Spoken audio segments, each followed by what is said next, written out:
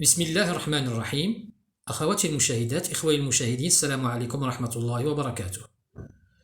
شكون هما المارينيين؟ شنو هي الأصول ديالهم؟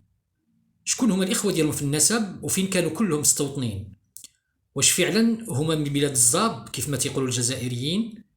وعلاش المارينيين كانت علاقتهم بالمغرب الشرقي علاقة قوية وقديمة جدا؟ غاديين في هذه الحلقة نجاوب على هذه الأسئلة ونقدموا حقائق تاريخية عن المارينيين باش نصحوا كما العادة أفكار خاطئة حول الأسر اللي حكمت المغرب، خصوصا عند المناوئين لتاريخ المغرب. تيقول المناوئين لتاريخ المغرب أن المارينيين جزائريين، وتيتحجوا بنصوص لابن خلدون وابن أبي زرع الفاسي وإسماعيل بن الأحمر، نصوص منزوعة من السياق ديالها واللي الفهم ديالها غادي يكون خاطئ إذا ما عرفناش قصة المارينيين من الأول حتى الأخير. استعمال النصوص المنزوعة من السياق ديالها أو التفسير ديالها الخاطئ من الطرق اللي كيعتمدوا عليها هاد المناوئين الجهلة باش ينقصوا من تاريخ المغرب ويحرفوه ويشوهوه ويصادروه. إذا قرينا كتاب العبر لابن خلدون وشفنا تاريخ المارينيين قبل الملك، غادي يمكن لنا نقسموا مسار بني مارين لتسعة أو 10 المراحل أو المحطات، وتيمشيو الجزائريين للمحطات اللي في الوسط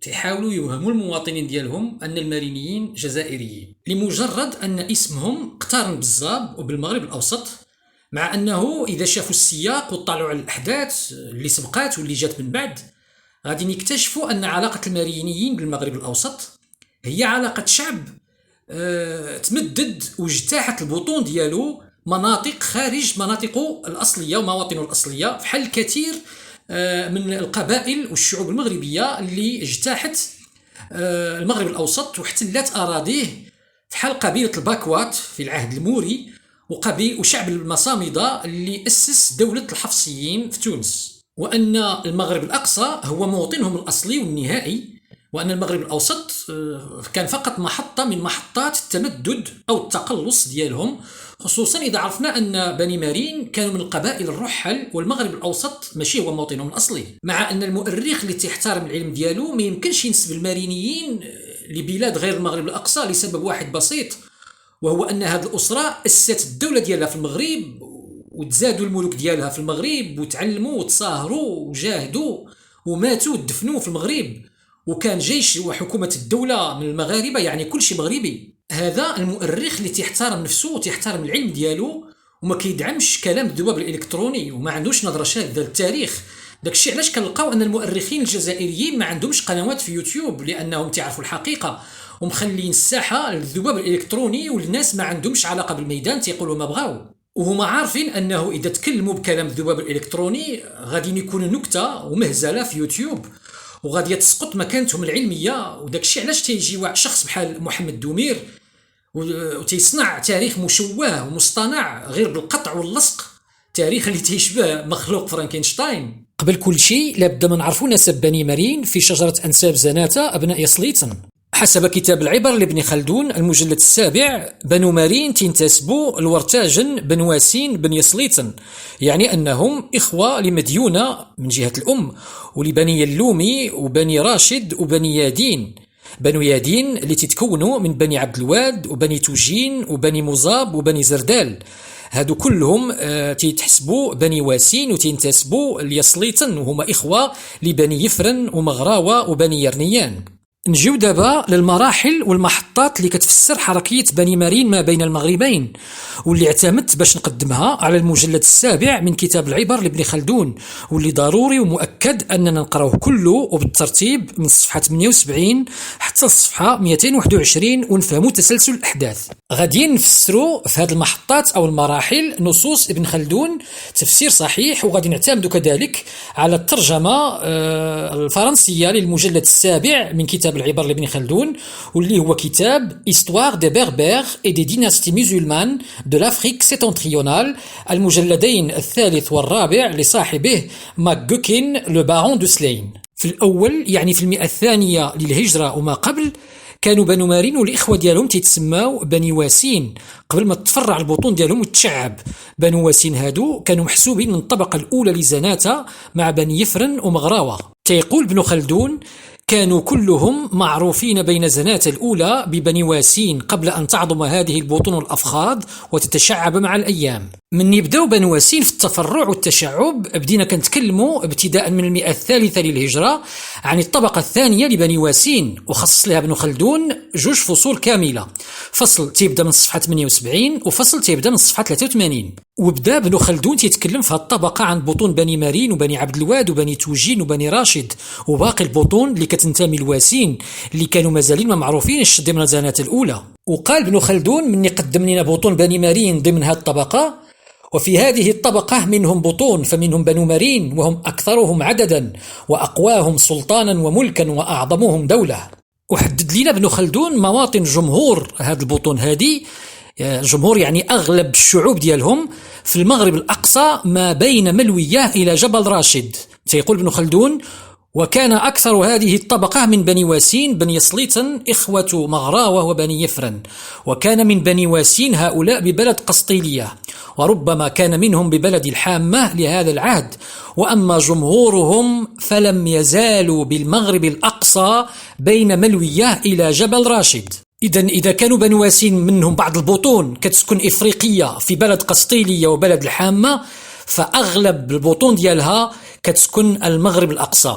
وهذا النص هذا واضح جدا جدا، وتيتكلم عن بني مارين وعن المواطن ديالهم الأولى قبل ما يذكر لا الزاب ولا المغرب الأوسط. عبارة فلم يزالوا باللغة العربية كتفيد أنهم ما جاوا من تشي مكان، وأنهم قدماء في هذه المواطن، وأن المغرب الأقصى هو الموطن الأصلي ديالهم منذ حقاب ما معروفاش بالضبط البداية ديالها.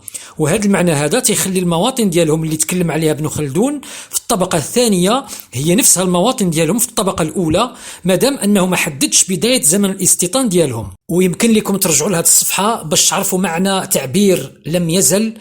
هذا المعنى اللي كنلقاو كذلك في الترجمة الفرنسية لفصول من الجزء السابع من كتاب العبر لابن خلدون، واللي نشرها المستشرق والفيلولوجي الفرنسي ويليام ماكغوكين بارون سلين في كتابه Histoire des Berbères et des dynasties musulmanes de l'Afrique septentrionale المجلد الثالث صفحة 301.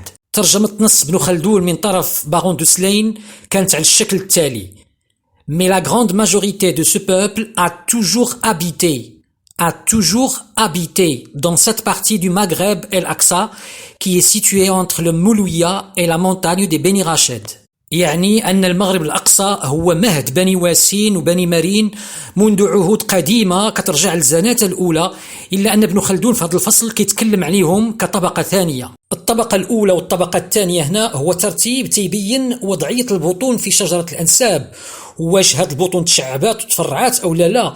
فلو بقات البطون كما هي منذ البداية فإنها كتصنف ضمن الطبقة اللي ظهرت فيها بنو يفرن ومغراوة عصر الطبقة الثانية من زناتة اللي هما بنو واسين. ولكن ابن خلدون ما شارش البطون تفرعات منهم اللي خلدوا الاسم ديالهم في التاريخ باش يعتبرهم طبقة ثانية من بني يفرن أو مغراوة. لهذا فبنو يفرن ومغراوة ما تعرفوا سوى في الطبقة الأولى، أما بنو واسين فراه كانت منهم طبقة أولى وطبقة ثانية. وتكلم ابن خلدون في نص آخر على هذه الفترة هذه، وبين فين كانوا بنو واسين ما بين أواسط 200 الثالثة والرابعة، يعني في فترة دولة بني أبي العافية ملوك تسول من مكناسة. تيقول ابن خلدون: وذكر موسى بن أبي العافية في كتابه إلى الناصر الأموي يعرفه بحربه مع ميسور مولى أبي القاسم الشيعي ومن صار إليه من قبائل زناته، فذكر في من ذكر ملوية وزا من قبائل بني واسين وبني يفرن وبني يرناتن وبني وريمت ومطماطة، فذكر منهم بني واسين لأن تلك المواطن من مواطنهم قبل الملك. وزا نهر من روافد واد ملوية. كما أن ابن خلدون تيشير في الفصل 6 صفحة 83 في معرض الحديث ديالو عن بني صالح بن منصور ملوك ناكور والدولة ديالهم، إلى أن بني واسين كانوا الجيران الشرقيين لمملكة بني صالح، وكانوا تيستوطنوا قرب وادي زا حدا الإخوان ديالهم بني يرنيان. تيقول ابن خلدون: وبلد ناكور ينتهي من المشرق إلى زواغة وجراوة ابن أبي الحفيظ مسافة 5 أيام، وتجاوره من هنالك مطماطة وأهل كبدان ومرنيسة وغساسة أهل جبل هرك وقلوع جارة التي لبرني وارتدي، ولميد وزناته، وينتهي من المغرب إلى مروان من غمارة، وبني حميد إلى مسطاسة وصنهاجة، ومن ورائهم أوربة حزب فرحون وبني وليد وزناته وبني يرنيان وبني واسين حزب قاسم صاحب صا. لاحظوا أننا لحد الآن مازال ما هضرنا لا على الزاب ولا على المغرب الأوسط، يعني أن بني واسين وبني مارين منهم استوطنوا المغرب الأقصى قبل ما يتمددوا في المغرب الأوسط. هذا التمدد هذا هو المحطة الثالثة من حركية هذه الشعوب هذه. بدات بطون وأفخاذ بني واسين في المحطة الثالثة أو المرحلة الثالثة، بدات كتكبر وكتشعب وكتنتشر في المغرب الأوسط والزاب وإفريقيا وصحراء برقة. تيقول ابن خلدون: كانوا كلهم معروفين بين زناة الأولى ببني واسين قبل أن تعظم هذه البطون والأفخاذ وتتشعب مع الأيام، وبأرض إفريقية وصحراء برقة وبلاد زاب منهم طوائف من بقايا زناة الأولى قبل انسياحهم إلى المغرب. إذن بعد التشعب والانتشار والتمدد غتجي محطة أخرى ومرحلة أخرى، وهي المحطة الرابعة. وتكلم ابن خلدون في النص السابق عن حدث مهم، وهو من قال قبل انسياحهم إلى المغرب، وهو انسياح زناة الأولى من بني واسين للمغرب. وانساح إلى في اللغة العربية كتعني انتقل إلى أو اتجه نحو. هذه البطون هذه ديال بني واسين بعد ما انتشرت وتشعبات وانتشرت وتمددت في المغرب الأوسط غادية ترجع للمغرب، غادية تنتقل للمغرب وترجع للمواطن ديالها الأصلية. الترجمة الفرنسية ديال دوسلين في كتابه المجلد الثالث صفحة 303 كتأكد رواية ابن خلدون. تيقول دوسلين: Sous les Zenata de la première race, on désignait toutes ces tribus par le nom de Beni Wassin. Mais cela se faisait avant l'époque où elles étendirent leurs nombreuses ramifications sur l'Ifriqiya, sur le désert de Barka et sur le Zab. Parmi ces branches secondaires, on distingue quelques débris de l'ancienne race zénatienne, débris qui demeurèrent en place quand le reste de leur peuple se transporta en Maghreb. علاش انتقلت بطون بني واسين اللي وصلت حتى للزاب وإفريقيا وبرقة، علاش انتقلت لبلاد المغرب؟ شنو اللي خلاها ترجع للمغرب وتبقى منها طوائف في بلاد إفريقيا وصحراء برقة وبلاد الزاب؟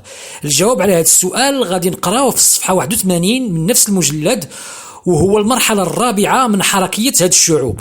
تيقول ابن خلدون: ولما تحيزت زناته أمام كتامة وصنهاجة اجتمع شعوب بني واسين هؤلاء كلهم ما بين ملوية كما ذكرناه. وتيقول كذلك صفحة 83: ولما انزاحت زناته إلى المغرب الأقصى أمام كتامة وصنهاجة خرج بنو واسين هؤلاء إلى القفر ما بين ملوية وصا، فكانوا يرجعون إلى ملك المغرب لذلك العهد، مكناسة أولا ثم مغراوة من بعدهم، أي أنهم كانوا تحت سلطة ملوك المغرب من مكناسة في الأول ومغراوة من بعد، يعني في القرنين الثالث والرابع الهجريين. عبارة كما ذكرنا في النص الأول كترجع على داك الشيء اللي قال ابن خلدون في الصفحة 79 من قال انسياحهم إلى المغرب. إذن فابن خلدون هنا تيجاوبنا على السؤال اللي طرحناه، وكتكون عبارة اجتمع شعوب بني واسين هؤلاء كلهم ما بين ملوية كتعني انسياحهم إلى المغرب. تيبقى نعرف السبب حسب ابن خلدون هو أن ولاة الدولة العبيدية في إفريقيا قادوا هجومين على المغرب في القرن الرابع الهجري. الأول تزعموا جوهر الصقلي في جيش من كتامة وصنهاجة، والثاني قادوا موصى بن حبوس المكناسي. ونقارض بهذه الهجومين هادو نقارض ملك بني يفرن في المغربين الأوسط والأقصى، وبقات بقايا بني يفرن في المغرب. هذا بالنسبة لدولة بني يفرن. أما الدولة المكناسية فراها كانت كتهادن العبيديين، فكتميل لهم مرة والأمويين في الأندلس مرة أخرى. الدولة المغراوية عرفت هي كذلك نفس مصير بني يفرن، ولكن هذه المرة بفعل هجمات الزيريين الصنهاجيين تحت قيادة بولوكين بن زيري. تيقول ابن خلدون تأكد لنا هذه الحقيقة: ولما غلب بولوكين بن زيري مغراوه وبني يفرن على المغرب الأوسط وأزاحهم إلى المغرب الأقصى. إذن هذه الحقائق اللي موجودة في صفحات أخرى من كتاب العبر هي اللي كتفسر لنا عبارة ولما تحيزت زناته أمام كتامة وصنهاجة. إذن فزناته هنا كتعني بني يفرن ومغراوة، وبنو واسين هم كذلك هربوا أمام هجمات كتامة وصنهاج العبيديين، لكنهم ما توغلوش في المغرب بحال بني يفرن ومغراوة، بل اجتمعوا كلهم في منطقة ضيقة ما بين ملوية وصا كما في الخريطة، وهي منطقة صحراوية داخل القفار بعيدة على الطريق اللي كتسلكها جيوش العبيديين. لاحظوا أننا لحد الآن مشينا في تسلسل زمني في الفصلين اللي كيتكلموا عن بني واسين. كنوصلوا للمحطة الخامسة اللي بدات فيها كتشعب من جديد أفخاذ وبطون بني واسين، وبدات كتمدد في المغرب وإفريقيا. تيقول ابن خلدون: وتشعبت أحياؤهم وبطونهم وانبسطوا في صحراء المغرب الأقصى والأوسط إلى بلاد الزاب وما إليها من صحارى إفريقية. تيقول دوسلين في الترجمة ديالو: Elles se multiplièrent alors et poussèrent de nouvelles ramifications dans le désert au sud des deux Maghreb et même jusque dans le Zab et les déserts de l'Ifriqiya qui en sont voisins.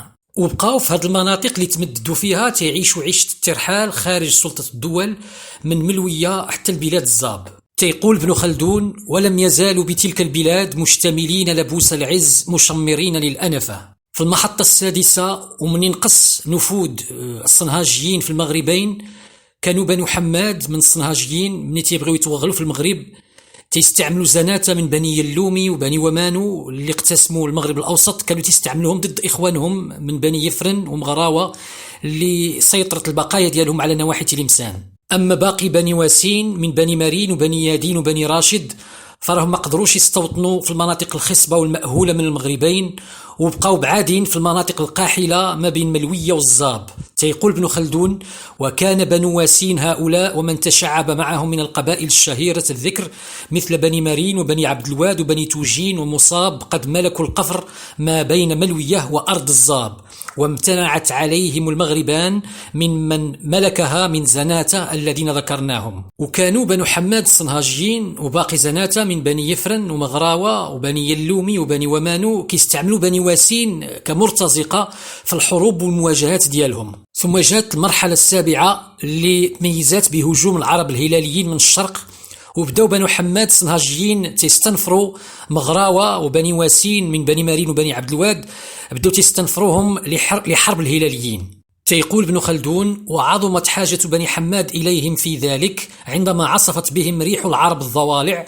من بني هلال بن عامر، وزحفوا إلى المغرب الأوسط فدافعوا بني حماد عن حوزته وأوعزوا إلى زناتة بمدافعتهم أيضا، فاجتمع لذلك بنو يعلى ملوك تلمسان من مغراوة وجمعوا من كان إليهم من بني واسين هؤلاء من بني مارين وعبد الواد وتوجين وبني راشد، وعقدوا على حرب الهلاليين لوزيرهم أبي سعدة خليفة بن اليفرني. في المحطة الثامنة غلبوا الهلاليين قبائل زناتة وبعدوهم عن الزاب وإفريقيا. تيقول ابن خلدون: وانشمر بنو واسين هؤلاء من بني مارين وعبد الواد وتوجين عن الزاب إلى مواطنهم بصحراء المغرب الأوسط من مصاب وجبل راشد إلى ملوية فيقيق، ثم إلى سجل ماسة، ولاذوا ببني ومانو وبني اللومي ملوك الضواحي بالمغرب الأوسط، وتفيأوا ظلهم واقتسموا ذلك القفر بالمواطن، فكان لبني مارين الناحية الغربية منها قبلة المغرب الأقصى بتيغورارين ودبدو إلى ملوية وسجل ماسة. وتيقول دائما في نفس الصفحة: ولم يزالوا على هذه الحال إلى أن ظهر أمر الموحدين. في أواخر أيام الدولة الموحدية استقروا بنو مارين في المنطقة ما بين فيقيق وسجل ماسة حتى الملوية، يعني أرض أجدادهم بني واسين من زناتة الأولى واللي كانوا كيعرفوها عز المعرفة. وبقى الزاب منطقة تيمشيو لها من مرة في بعض الأحيان. تيقول ابن خلدون: بقي هذا الحي من بني مارين بمجالات القفر من فيقيق إلى سجل ماسة إلى ملوية، وربما يتخطون في ضعنهم إلى بلاد الزاب. وتنقرأ في الترجمة ديال دوسلين: et que les Bénémérines avaient leur lieu de parcours dans la région qui s'étend depuis Figuig à Sijil Massa et de là au Moulouia. Quelquefois aussi, les Bénémérines se dirigeaient dans leurs courses nomades jusqu'au Zab. اذا فارض الزاب ما كانت غير منطقه كيتمددوا فيها بنو مارين وتنزلوها في الترحال ديالهم في بعض الاحيان، لانهم شعوب من الرحل بامتياز، وكذلك في الوقت اللي كتزاحمهم شعوب اخرى، وما كانتش هذيك الارض وطن لهم، لانهم كانوا تيرجعوا للمواطن ديالهم الاولى دائما ملي تنتهي الخطر او في نهايه الترحال ديالهم تيرجعوا للمواطن ديالهم اللي تيعرفوها والممتده من فيكيك لسجل ماس الملويه وقرسيف. وفي النهايه بقى لي نطرح عليكم اسئله ايها المناوئون. اولا، شنو هو النص اللي تيقول ان بني واسين عامه وبني مارين خاصه اصولهم من الزاب؟ لا يوجد نص واحد تيقول بان بني واسين وبني مارين اصلهم من الزاب. الحقيقه اللي تعترف بها ابن خلدون ان اصولهم من المغرب الاقصى. السؤال الثاني، شنو هو النص اللي تيقول ان اخوه بني مارين من بني عبد الواد ومديونه وبني اللومي اصولهم من الزاب؟ لا يوجد. ابن خلدون تيقول أن إخوة بني مارين أصولهم في المناطق الممتدة بين المغرب الأقصى والمغرب الأوسط، المناطق الحدودية أو شرق المغرب وغرب المغرب الأوسط. السؤال الثالث، شنو هو النص اللي تيقول أن إخوة بني مارين من زناة الأولى وهم بني يفرن ومغراوة وبنو يرنيان أصولهم من الزاب؟ لا يوجد.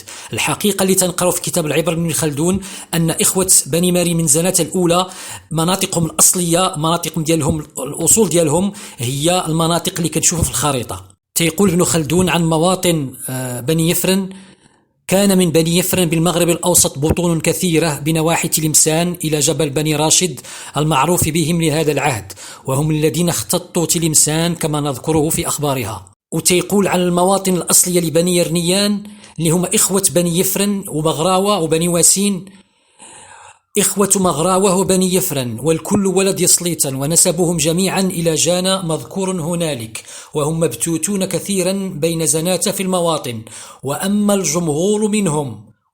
الجمهور منهم فموطنهم بملوية من المغرب الأقصى ما بين سجل ماس وقرسيف، كانوا هناك مجاورين لمكناسة في مواطنهم. وتيقول عن مغراوة: كانوا أوسع بطون زناته وأهل البأس والغلب منهم، وكانت محلاتهم بأرض المغرب الأوسط من شلف إلى تلمسان إلى جبل مديونة وما إليها. وتيقول في صفحة أخرى: وبقيت قبائل مغراوة متفرقة في مواطنها الأولى بنواحي المغربين وإفريقية بالصحراء والتلول، والكثير منهم بعنصرهم ومركزهم الأول بوطن شلف وما إليه.